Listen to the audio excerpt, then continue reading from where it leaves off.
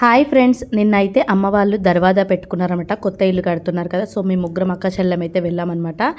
పెద్దలు ఒక మాట అంటుంటారు, అప్పు చేసైనా సరే ఆడపిల్ల పెళ్లి చేయాలి, అప్పు చేసి మాత్రం ఇల్లు కట్టకూడదు అని అంటారు కదా.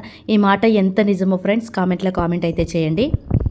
మా అమ్మ నాన్నకు మేము ముగ్గురం ఆడపిల్లలం, ఇద్దరు కొడుకులు. మాకు తెలివచ్చినప్పటి నుండి చూస్తున్నాం మా అమ్మ నాన్నని. నిజంగా చాలా కష్టపడి పైకొచ్చారు. రూపాయి జమ చేసుకున్నారు. అందరి పేరెంట్స్ ఇంతే అనుకుంటా.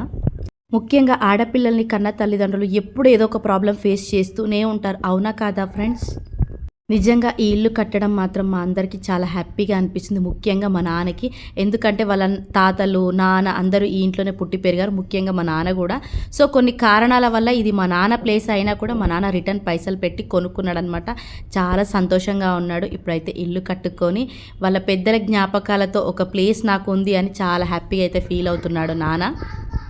ఎప్పుడూ హ్యాపీగా ఉండాలని కోరుకుంటున్నాను. మీరు కూడా ఒక చిన్న లైక్ ఇవ్వండి.